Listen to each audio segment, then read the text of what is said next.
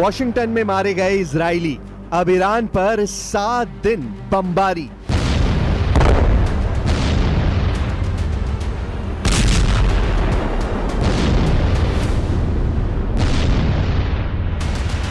America के Washington में 2 इजरायलियों को जिस तरह से फिलिस्तीनी समर्थक ने गोली मारकर हत्या की है, उसने इजराइल के प्रधानमंत्री नेतन्याहू का गुस्सा 7वें आसमान पर पहुंचा दिया है। अमेरिका की खुफिया रिपोर्ट्स में दावा किया गया है कि इजराइल बहुत जल्द ईरान के परमाणु ठिकानों को टारगेट करके लगातार 7 दिन तक भयंकर बमबारी कर सकता है।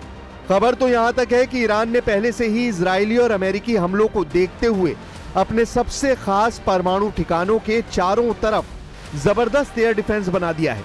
दावे तो यहां तक किए जा रहे हैं कि अंदर खाने रूस ईरान की मदद कर रहा है। इधर ईरान के सुप्रीम लीडर अली खामनेई ने साफ कहा है कि अमेरिका और इजराइल परमाणु समझौते की आड़ में ईरान पर बड़ा हमला करने की फिराक में है।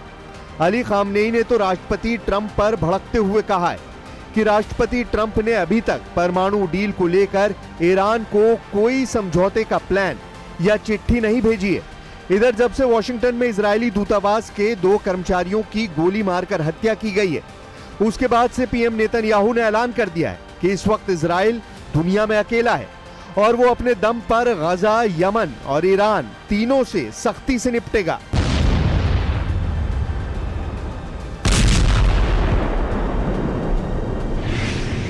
भड़क उठे नेतन्याहू, दुनिया में अकेला है इजराइल।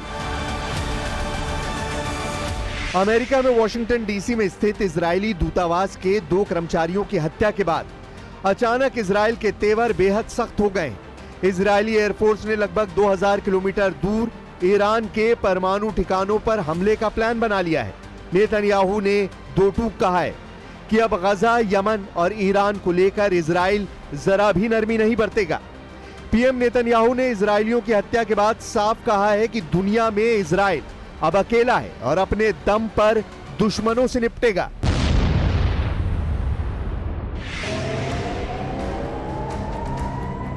अमेरिका की राजधानी वॉशिंगटन डीसी में इजरायली दूतावास के 2 कर्मचारियों की गोली मारकर हत्या कर दी गई। यह घटना 21 मई की रात करीब 9:05 पर यहूदी म्यूजियम के बाहर हुई।